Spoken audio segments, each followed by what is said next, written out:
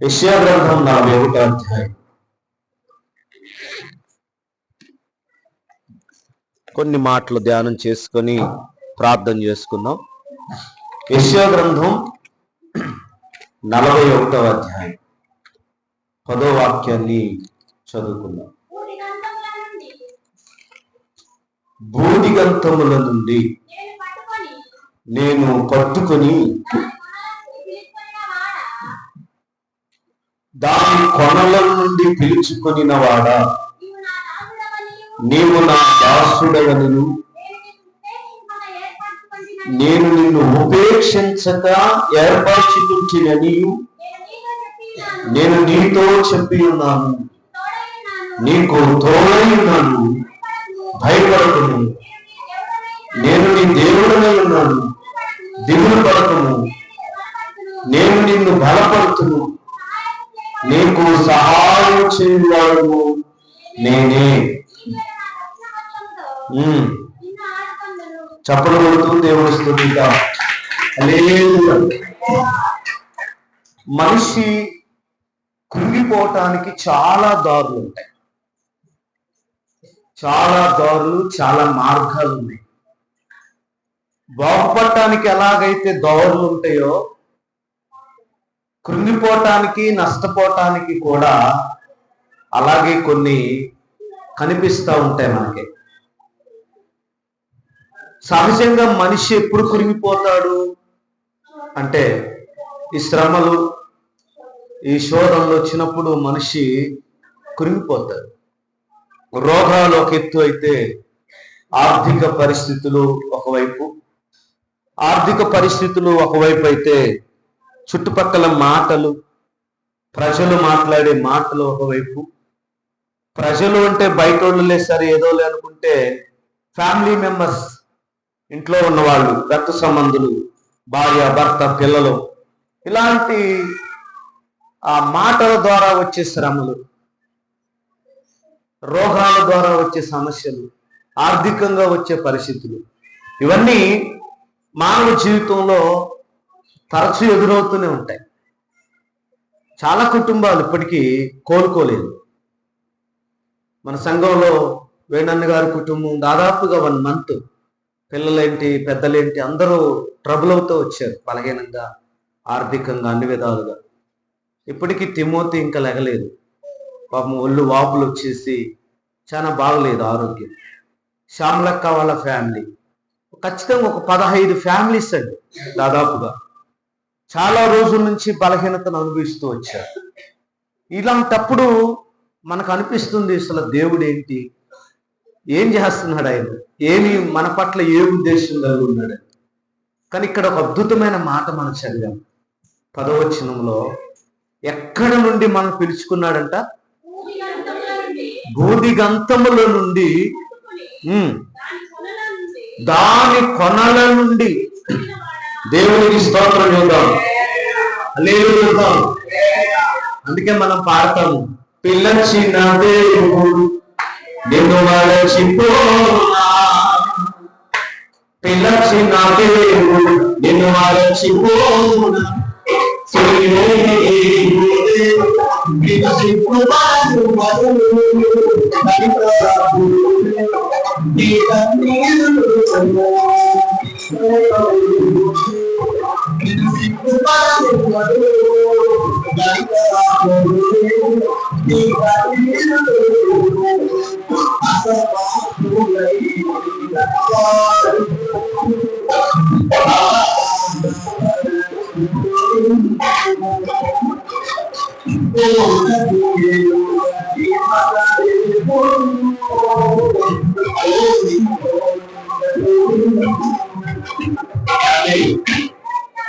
మన దేవుడు ఎవరయ్యంటే, మనం ఓడిపోతున్న సమయంలో,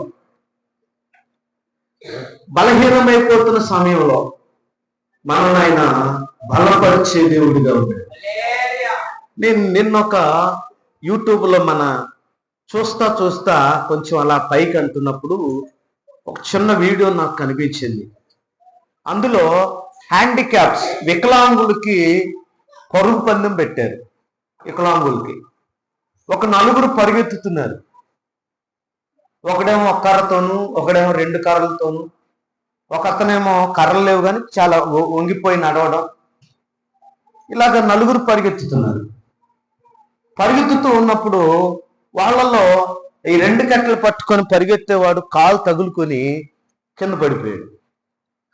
ముగ్గురు వాళ్ళ వాళ్ళ గురి ఏంటంటే, నేను ముందు వెళ్ళాలి, నేనే ముందెళ్ళి ఆ టాప్ టచ్ చేయాలి. ముగ్గురు పరిగెత్తుతా ఉంటే, అరే మనోడు వాళ్ళ పక్కన గమనించారు, వీడు రావట్లేదంటే. పరిగెత్తుతూనే వాళ్ళు వెనక్కి తిరిగి చూశారు. చూసుకొని మామూలు పరుగు పందెంలో ఎవడ పడిపోయినా ఎవరు లేచినా ఏం పట్టించుకోరు, నేనే గెలవాలి, ఇదే ఉంటది ఎవరికైనా. నేను ఆ గమనిస్తా ఉన్నప్పుడు దానికి ఒక బ్యాక్గ్రౌండ్ మ్యూజిక్ ఉంది, చక్కగా వస్తా ఉంది. ఆలోచిస్తాను, ఇప్పుడు వీళ్ళు ఏం చేస్తారు, ఎందుకు ముగ్గురు ఆగిపోయారు? ఆ ముగ్గురు ఏం చేసి ఉంటారు చెప్పండి?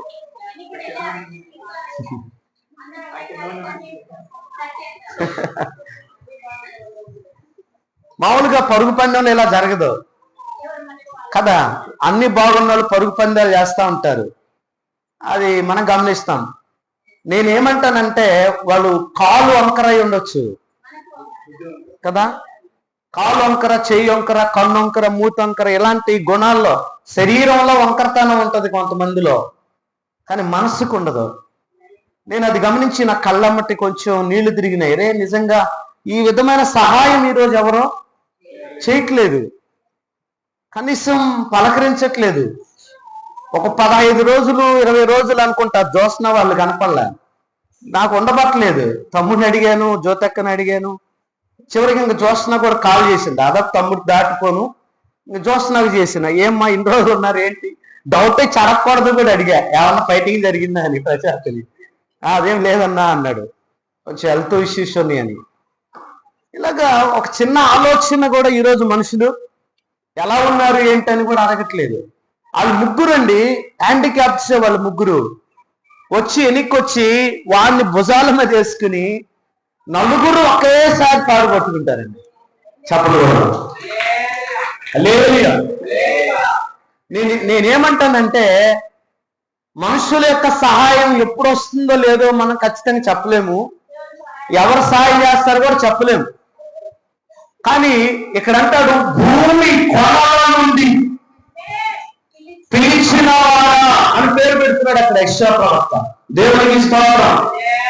నిన్ను నన్ను భూమి కొనల నుండి పిలిచాడు, పాపంలో ఉన్నప్పుడు పిలిచాడు, శాపంలో ఉన్నప్పుడు పిలిచాడు, చీకటిలో ఉన్నప్పుడు పిలిచాడు, రోగంతో ఉన్నప్పుడు, పాపంలో ఉన్నప్పుడు, పరివిధాలుగా నలిగిపోయిన స్థితిలో మనం పిలిచాడు. పిలిచిన దేవుడట నిన్ను మరచిపోవా.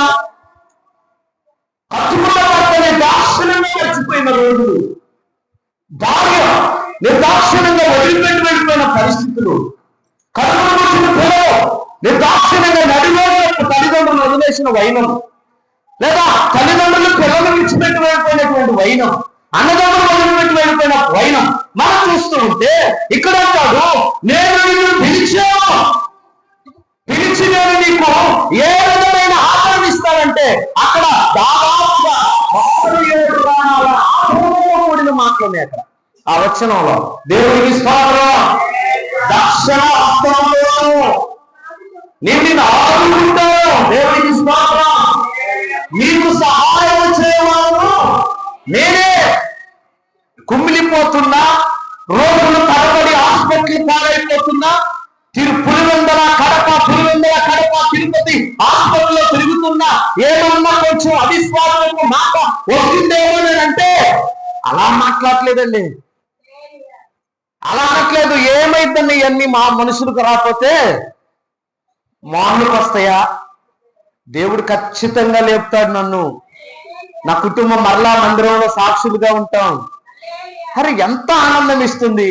ఏం సిస్టర్ మీరు ఇలా మాట్లాడుతున్నారక్క, మీకేం బాధ ఇల్లేదా? దాదాపుగా 2-3 నెలలుగా మీరు తిరుగుతూ ఉన్నాను హాస్పిటల్ కంటే. దేవుడు పరీక్షిస్తున్నాడన్న. ఒకప్పుడు చనిపోవలసిన మేము, వాళ్ళ పెద్ద కూతురు శాంతక్క కూతురికి హార్ట్ ప్రాబ్లం ఉంది, ఆమె చనిపోవలసినప్పుడు ఒక చిన్న ప్రార్థన మీరు చేశారు, నేను చనిపోవలసినప్పుడు ప్రార్థన చేశారు. ఈ ప్రార్థన, ఈ సంఘ ప్రార్థన, సేవకుడు ప్రార్థన మాకున్నంత కాలం మాకేం కాదన్నా అంటున్నారు. అంటే అందుకంటాడు, సియోను కొండవలే మీరు స్థిరముగా ఉంటారు అని. దేవునికి స్తోత్రం. పరిస్థితులు మన జీవితాల్లోకి వస్తున్నాయి. నీకు వస్తాయి, నాకు వస్తాయి. నాకు వచ్చే శ్రమ నాకు వస్తుంది, మీకు వచ్చే శ్రమ మీకు వస్తుంది. ఎన్ని విధాలుగా మనం నలిగిపోతున్నా ఒకటి మాత్రం మనం గుర్తుపెట్టుకోవాలి, దేవుని వైపు చూసే అనుభవం, దేవుని మీద ఆధారపడే అనుభవం. ఆ పర్వానికి సులువలో ఆకాశానికి భూమికి మధ్య వేలాడదీయబడిన యేసయ్య వైపు చూసే అనుభవం ఏ వ్యక్తిగతంగా ఉంటుందో ఆ వ్యక్తిని దేవుడు ఖచ్చితంగా నిలబడతాడని బైబిల్ చెప్తుంది. హల్లెలూయా. దావీదు మహారాజు 40వ కీర్తనలో అదే రాశాడు, నేను పడిపోయాను, దొంగ మూగిలాంటి వెళ్ళిపోయాను, శ్రమంలోకి వెళ్ళిపోయాను, చీకట్లో వెళ్ళిపోయాను, పాపాలకు వెళ్ళిపోయాను, నేను అడుగు నా అడుగు స్థిరంగా లేవు, తలపడుతున్న పరిస్థితుల్లో కలవలున్నాయి. అయినప్పటికీ నేను ఆయన వైపు ఎలా చూస్తున్నానంటే కనిపెట్టుకొని ఉన్నాను. చదవండి మొదటి వచ్చును, యెహోవా కొరకు నేను సహాయంతో కనిపెట్టుకొని ఉన్నాను. దేవుడు ఏం చేశాడంట, నేను కనిపెట్టుకొని ఉన్నాను కాబట్టి ఆయన నాకు చెవిలోకి నా మొరాలకించి, చూడండి, నాశనకరమైన గుంట, తనను నాశనం చేసే గుంట, పాపం ఏదైతే ఉందో దానిలో నుండి జిగటగల అంటే పట్టింది వదలదో ఆ జిడ్డు లాంటి సమస్యల నుండి ఆయన నన్ను పైకెత్తును, నా పాదమును బండ మీద నిలిపి నా అడుగును స్థిరపరచును. దేవునికి స్తోత్రం. కారణం ఒకటే, యెహోవా కొరకు సహనంతో కనిపెట్టుకోవాలి. ఏమని చెప్తామా? ఎండిపోయే వరకు కనిపెట్టుకున్నాడు భక్తుడు. ఎండిపోయే వరకు, క్షీణించిపోయే వరకు, శరీరం పురుగులు పడే వరకు, కురుకులు పగిలిపోయి సీమ రక్తం కాలుతున్నా యెహోవా కొరకు కనిపెట్టుకున్నా ఆ భక్తులను ఈ మధ్య వాక్యం వింటున్నా తల్లి తమ్ముడా, నా ప్రభు నిన్ను కూడా మర్చిపోడండి, నిన్ను కూడా విడిచిపెట్టడండి. అందుకని ముగింపులు అన్నాడు, నీకు సహాయం చేయువాడు నేనే. గట్టిగా మనుషులు ఎవరు సహాయం, మనుషులు ఎవరు అయ్యో మనుషులు ఎవరు ప్రకటించరు, ఎవరు జాగ్రత్తలు, ఇది మానవ యొక్క సహజమైన లక్షణం. కానీ దేవుడు అంటాడు, నీకు సహాయం చేయడానికి ఎవరొచ్చినా రాకపోయినా 38 సంవత్సరాలు కోనేటి దగ్గర ఉన్న వారి నోట అదే మాట వస్తుంది, నన్ను కోనేటిలోకి దించుటకు ఎవడును నాకు సహాయము చేయలేదు. లేరా అండి? ఎవరు లేకుండా ఎలా ఉంటాడు ఒక మనిషి? ఎవరూ లేరు. ఈరోజు చాలా మంది ఉన్నారు కుటుంబాల్లో. నా కుటుంబంలో చాలా మంది ఉన్నారు, 10 మంది ఉన్నారు, 20 మంది ఉన్నారు, చెప్పుకోవడానికి పెద్ద కుటుంబం మంది. కానీ సహాయం చేసేవాళ్ళు మాత్రం కనుచూపు మేర కనిపించట్లేదు. అందుకంటాడు, నేనే నీకు సహాయం చేయవాడును నేనే. ఒకవేళ నువ్వు లేవలేని నడవలేని పరిస్థితిలో ఉంటే నీ చేయి పట్టి నిన్ను నడిపిస్తాను. దేవునికి స్తోత్రం. అందుకంటాడు, శ్రమలోనైనా నన్ను విడువడు, అదురులో తడబడిన అలసటపై బడిన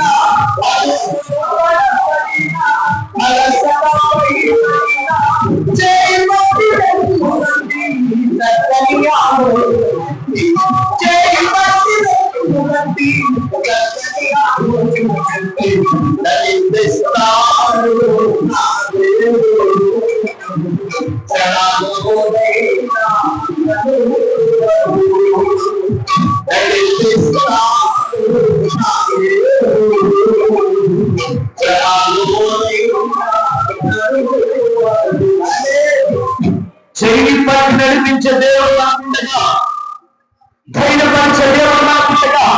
ఈ మధ్య కాలంలో నేను ఈ మధ్య ఒక విషయాన్ని ఎక్కువగా మాట్లాడుతూ ఉన్నాను. అదేంటంటే, అనామకుల్నే మరవనటువంటి దేవుడు. ప్రార్థన చేయనటువంటి వారిని, భక్తి చేయనటువంటి వారిని, నామకార్థ క్రైస్తవులుగా ఉన్న వారిని, నాస్తికులుగా ఉన్న వారిని, భయంకరమైన విగ్రహారాధన చేస్తూ రకరకాలుగా బ్రతుకుతున్నటువంటి వారికే సహాయం చేస్తున్న దేవుడు.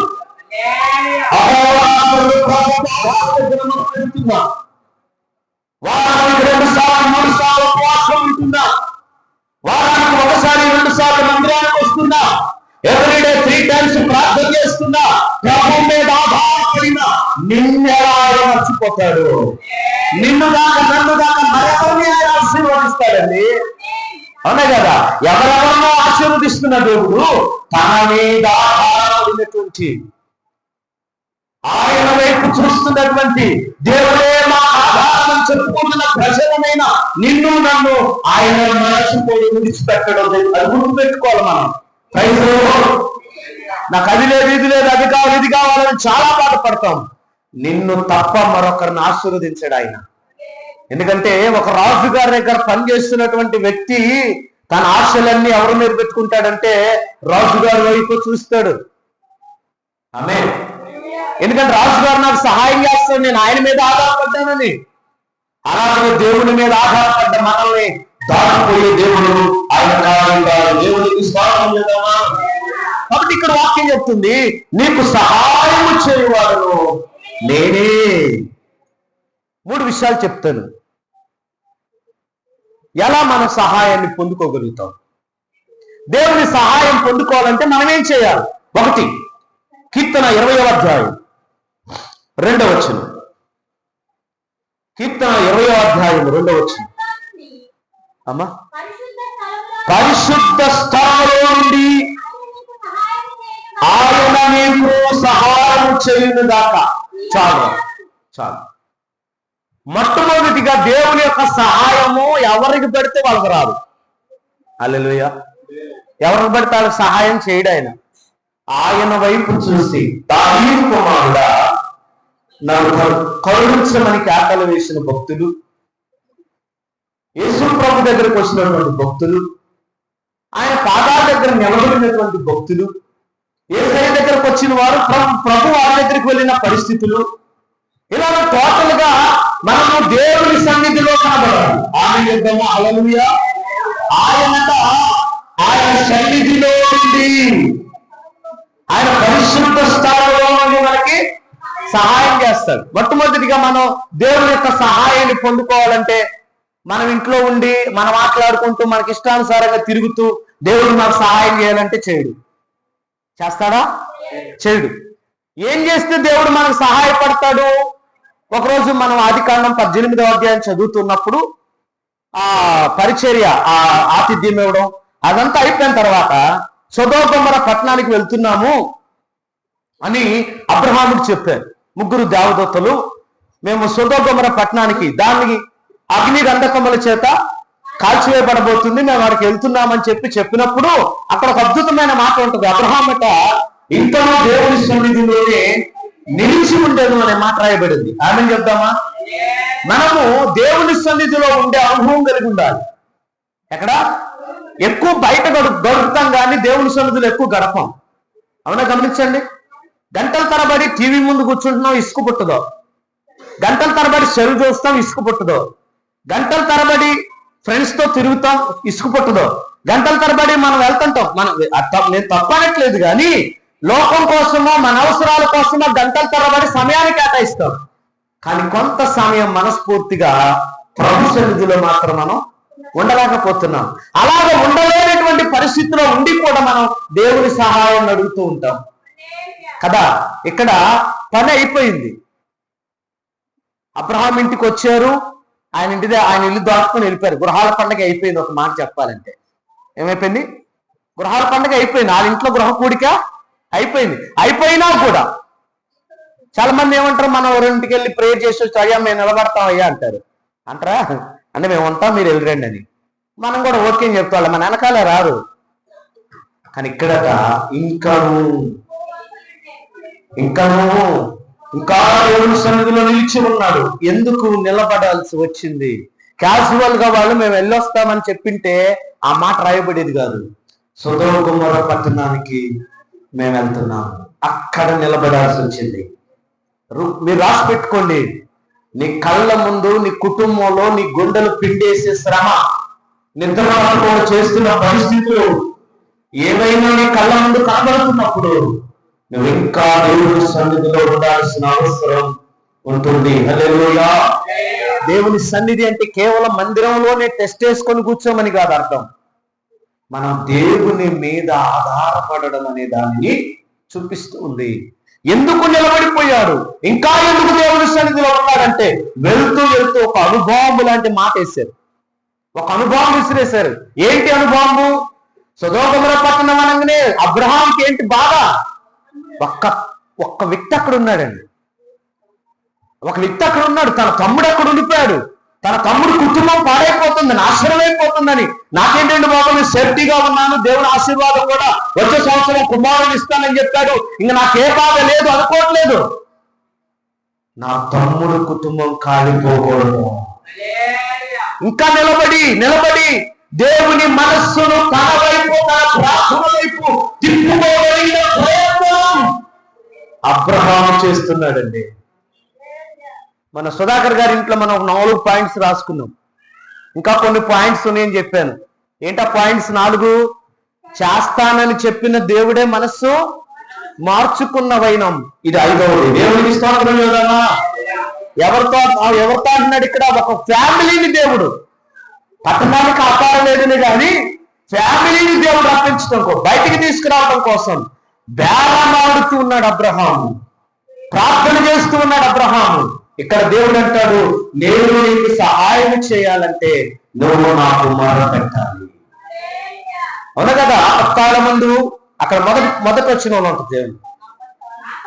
ఆపత్కాల మందు నీవు నాకు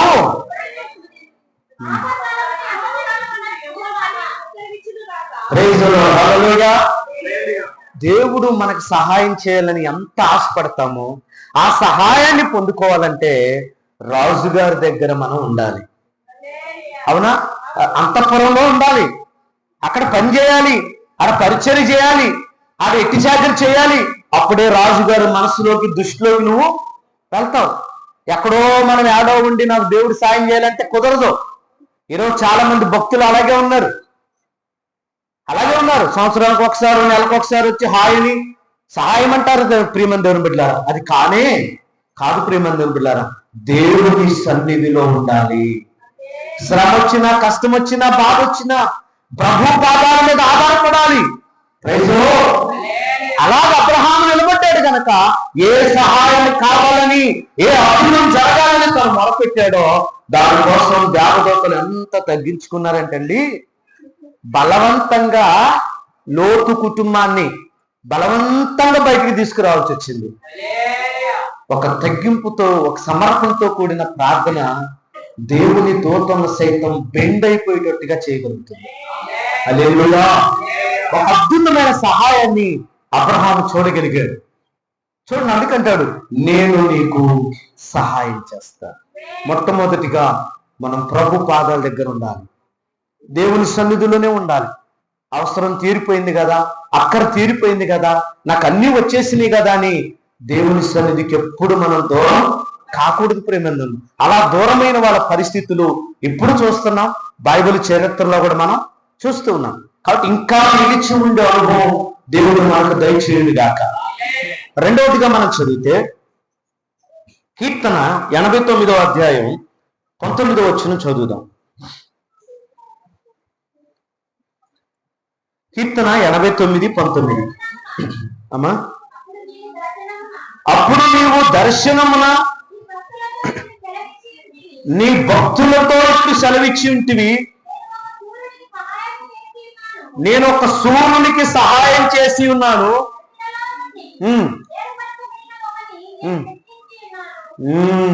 ఎవరా అక్కడో కింద వచ్చిన వాళ్ళు? నా సేవకుడైన దావీదుకు, నా సేవకుడైన దావీదును నేను కనుగొని ఉన్నాను, నా పరిశుద్ధ తైలముతో నేను అతనిని. రెండవదిగా ఎక్కడ ఉండాలి అంటే భక్తిలో నిలిచి ఉండాలి. ఎందులో? విశ్వాసంలో అంటే ఏంటో తెలుసు, ఆత్మీయత అంటే ఏంటో తెలుసు, భక్తి అంటే ఏంటి అంటారా?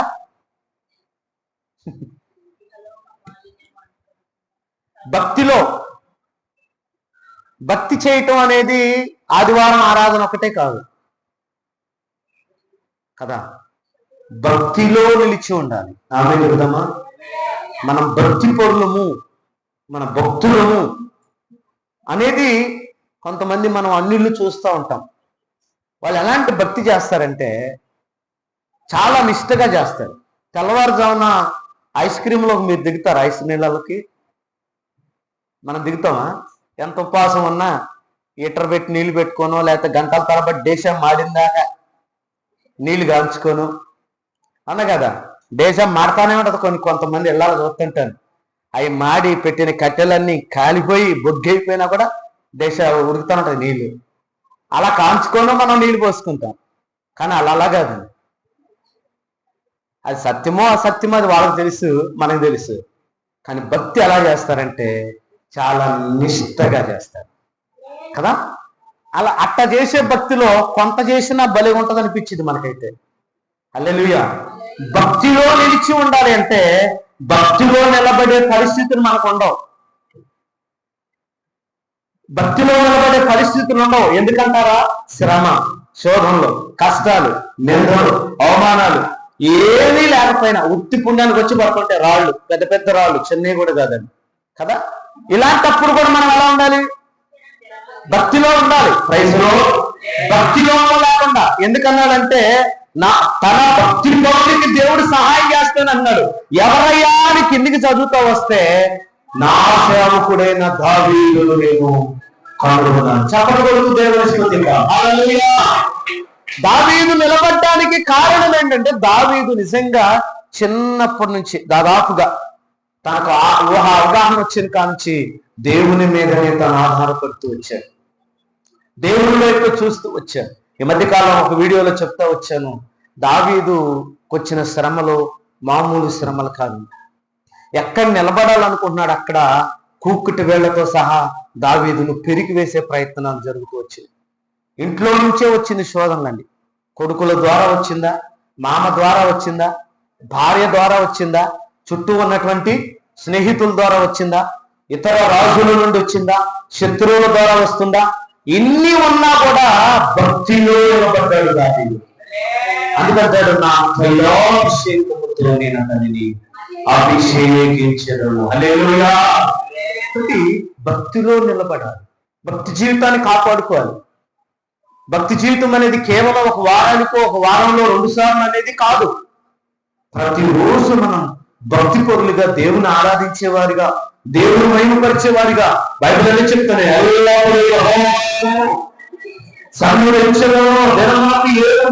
దేవుని స్తుతించాడు దావీదు. దినమాకు ఒక్కరోజుకి 7 మార్లు స్తుతించాడు. రోజు మొత్తంలో ఒక్కసారైనా ప్రార్థన చేయగలుగుతున్నారా? రోజు మొత్తంలో ఒక్కసారైనా బైబిల్ చదవగలుగుతున్నారా? సంఘ కార్యక్రమాలు మనం పాల్గొనగలుగుతున్నాము?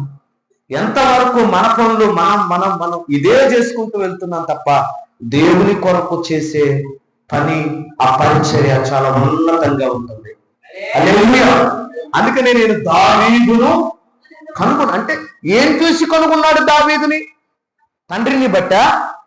దావీదు తండ్రి గొప్పవాడనే కాదు, భక్తి. ఏం చూస్తాడండి దేవుడు?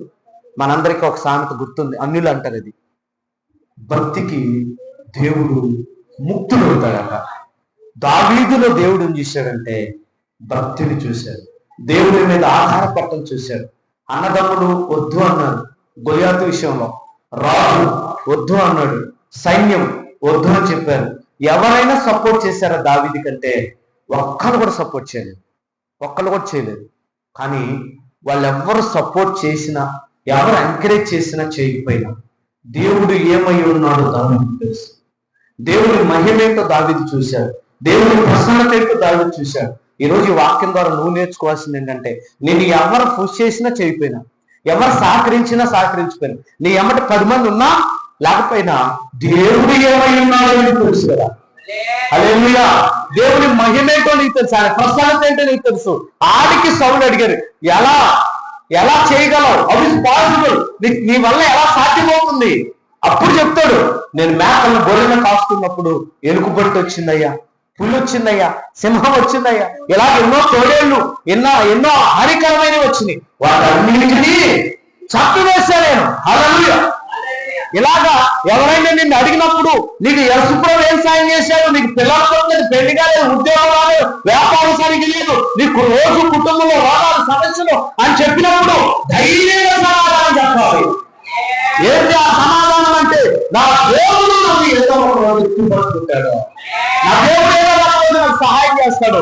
ఒక్కళ్ళు కూడా సపోర్ట్ చేయలేదని దావీదు ఆ యుద్ధంలో ఎదుర్కొచ్చనే లేదు. అక్కడ దావీదు తెలిసిన ముందుకు చేయండి. సౌలుకి ఎన్ని స్థుతులు, దావీదుకి ఎన్ని స్థుతులు. ఎలా కొనియాడారు ప్రజలు? సౌలుకేమో 1000, 2000 అలాగా. దావీదు గట 10,000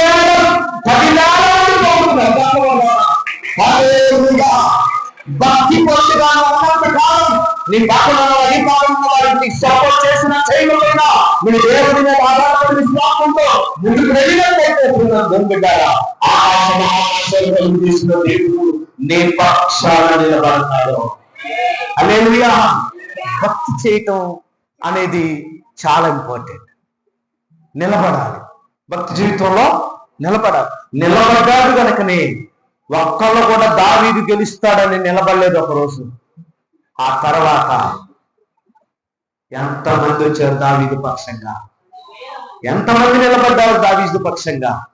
మంచి కోసం మనం అడుగులేస్తున్నప్పుడు కొందరు సహకరించుకోవచ్చు. మనకి మంచి చేస్తున్నప్పుడు, పరిచర్య చేస్తున్నప్పుడు, దేవుని పని కోసం ముందుకెళ్తున్నప్పుడు అందరూ మనల్ని వెరీ గుడ్ అనకపోవచ్చు, అందరూ మనల్ని యాక్సెప్ట్ చేయకపోవచ్చు.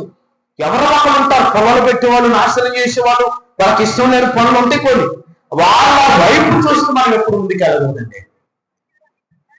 భూమి కొనల్లో నుండి పిలిచిన దేవుడు ఒకడు ఉన్నాడు, పాపపు ఊపిలో నుంచి పిలిచిన దేవుడు ఒక ఆయన ఉన్నాడు, శాపంలో ఉండగా పిలిచిన దేవుడు ఒక ఆయన ఉన్నాడు.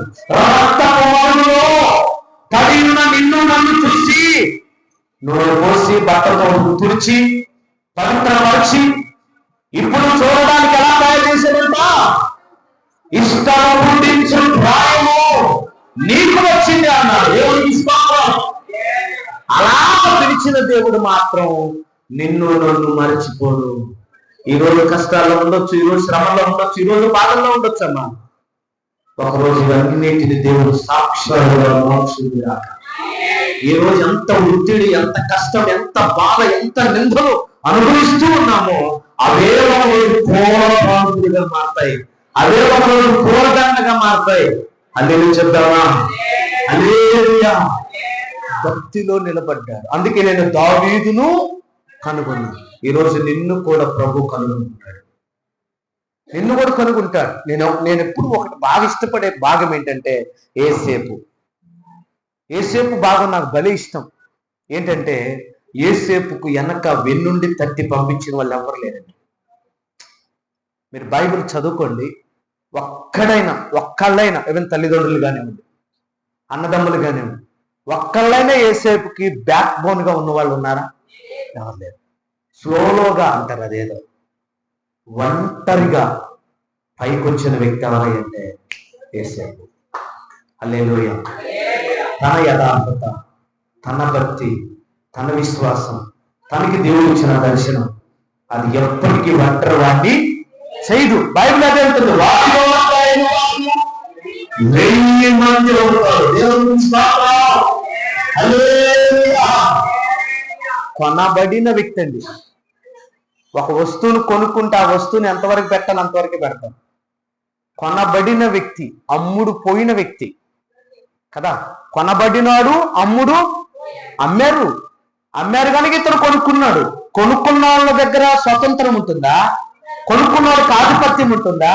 కొనుక్కున్నవాడు పెత్తనం చేయగలుగుతాడా? బానిసే కదా. కానీ బానిసలాగా లేడేసేపు టోటల్ ఫ్యామిలీని, తన అంతఃపురాన్ని అప్పు చెప్పి వెళ్ళిపోయాడు పోతిఫర్ కదా. ఇంటి మీద అధికారిగా ఇదంతా దేనివల్ల అండి? ఎవరు సపోర్ట్ చేశారు? చాలా మంది పులివెందుల్లో సేవకులు అదే అంటారు, అన్నా నీకు ఏ వైపు నుంచి.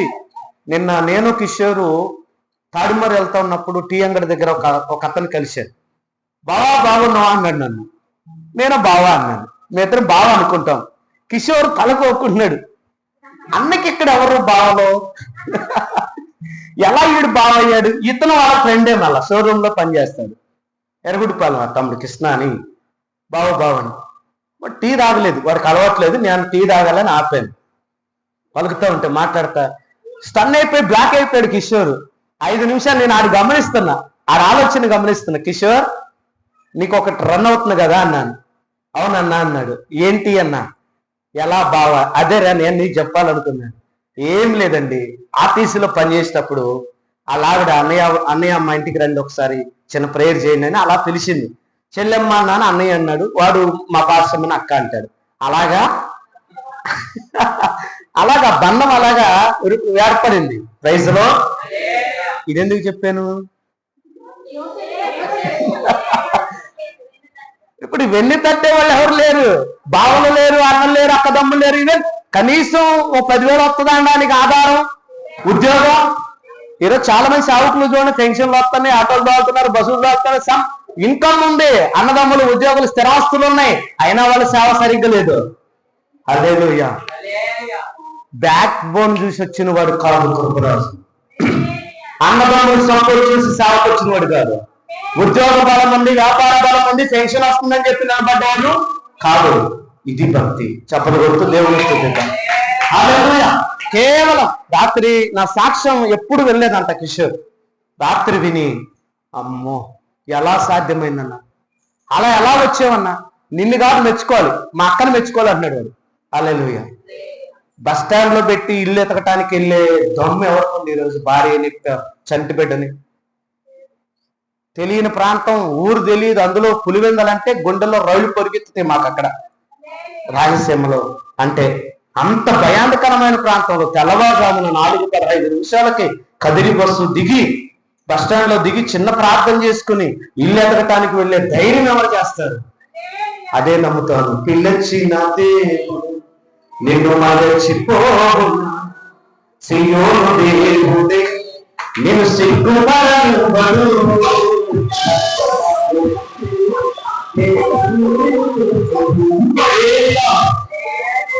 ప్రతిసారి అన్న ఏంది ఇదే చెప్తాడని కాదు, నిన్ను బలపరచాలి. మీకు ఈ మాట ఒక ధైర్యంగా మారాలని. అన్నీ ఉన్నా నిలబడే వాళ్ళు లేరు ఈ రోజుల్లో. ఏమీ లేకపోయినా నిలబడగలుగుతున్నామంటే ఒక్కటే కారణం.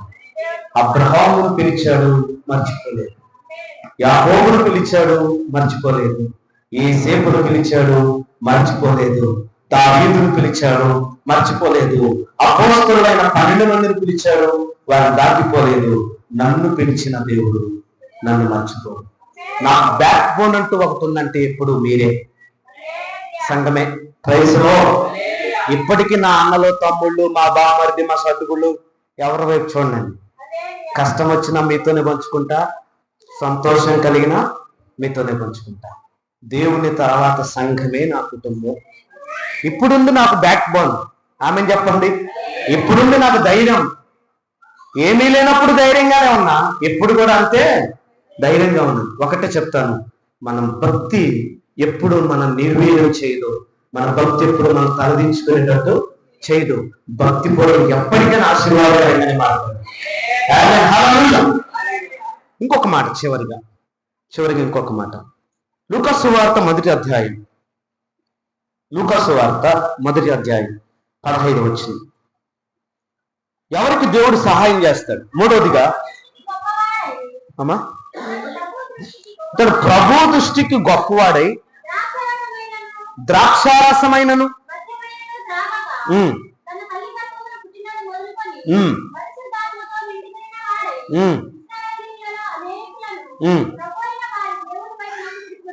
ఏమేం చెప్తామా? మూడవదిగా దేవుని సేవలో ఉండాలి. ఎక్కడుండాలి? దేవుడు మనకు సహాయం చేయాలంటే ఎక్కడుండాలి? ఒకటి దేవుని సన్నిధిలో ఉండాలి. 2 భక్తిలో ఉండాలి. 3 దేవుని పనిలో ఉండాలి. అబ్రహాము ధనవంతుడితో అంటాడు, నీ జీవిత కాలమంతయు నీకు నచ్చినట్టుగా సుఖం అనుభవించావు. ఇతను కష్టం అనుభవించాడు.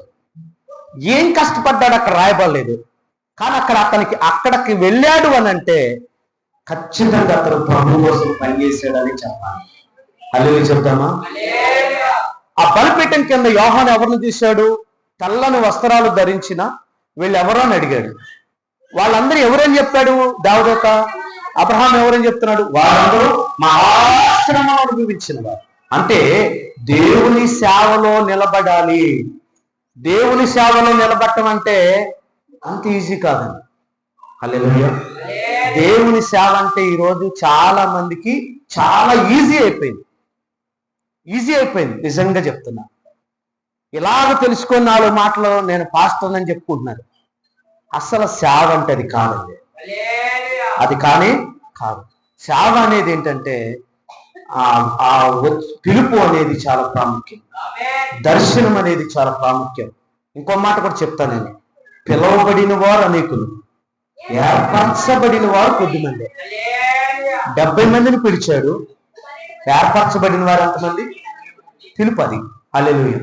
పిలుపు తెలియదు, దర్శనం తెలియదు, సేవ తెలియదు. ఏదో కొన్ని మాటలు ఇలా చెప్తే కొంతమందికి పొడుచుకొని వస్తుంది కోపం. లేరండి? అలా వచ్చే ఈరోజు బయటికి వెళ్ళిపోయారు. నేనంటాను, నిలబడాలి, నేర్చుకోవాలి, కొన్ని అనుభవాలు తెలుసుకోవాలి. కొన్ని సంవత్సరాల పాటు సేవకుని పాదాల దగ్గర నేర్చుకున్న భక్తిపరుడు పౌలు. గమాలియేలు పాదాల దగ్గర విద్యను అభ్యసించాడట. ఎవరో? సౌలుగా ఉన్నప్పుడు పౌలు. భక్తిపరుల యొక్క అడుగుజాడల్లో నడిచారండి లోకా వీళ్ళందరూ.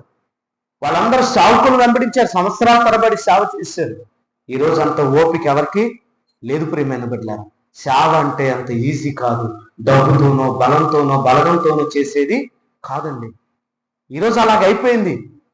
ఒక వ్యక్తి బయటకు వెళ్ళిపోతానే ఈవిడు మా ఓడు రా బాబు అని చెప్పి వెళ్ళిపోతున్నారు, కానీ కొద్దిగా గుజ్జు పెట్టి ఆలోచించట్లేదు. ఈడు నా ఓడు, నా కులం, నా మొత్తం, నా బావ, నా బామ్మర్ది అని చెప్పి వెళ్ళిపోతున్నా గొర్రెల్లాగా. అలా కాదండి సంఘం. అది పరిచర్యే కాదు. ఇంతకాలం ఇక్కడ ఎదిగి ఫలించి అభివృద్ధి చెంది ఇప్పుడు ఎవడో నీ తమ్ముడో అన్న పెట్టాడని ఎలా వెళ్ళిపోతావు? అది ఎలా సేవ అనుకుంటున్నావు? కాదు. బైబిల్ అంటుంది, ఇశ్రాయేలీయుల కొరకట దేవుడు ఎవరిని ఏర్పాటు చేసుకున్నాడు? చదవండి లూకాసు వార్త 1:55. ఈ భాగం అంతా ఎవరి గురించి మాట్లాడుతుంది? యోహాను గురించి. యోహానుకి ఎవరన్నారండి బ్యాక్ బోన్? స్తోత్రం చేద్దామా? యోహానుకి ఎవరున్నారు సపోర్టు? యేసుక్రీస్తు కంటే ముందు వచ్చాడు కదా, ఎవరు సపోర్ట్ లేరండి. శిష్యులు తిరుగుతూ వచ్చారు. ఇలాంటి కష్టకాలంలో కూడా యోహాను నిలబడ్డాడు, యేసు ప్రభు నిలబడ్డాడు. ఎంతో మంది సేవకులు ప్రభు సేవలో నిలబడ్డారు. అలా నిలబడి దేవుని వైపు చూసి ఒక చిన్న ప్రార్థన మనం చేయగలిగితే నిన్ను దాటిపోయే దేవుడు అయితే కాదండి. దేవునికి స్తోత్రం చూద్దాం. నిన్ను నన్ను దాటిపోయే దేవుడు కాదు. సేవలో ఉండాలి, భక్తిలో ఉండాలి, దేవుని సన్నిధిలో ఉండాలి. అలా ఉన్నటువంటి వారికట నేనే నీకు సహాయం చేస్తాను. హల్లెలూయా. దేవుని సహాయం కావాలంటే ఈ 3 విషయాలు మనం ఆలోచించేయాలి. భక్తిలో ఉన్నామా లేదా?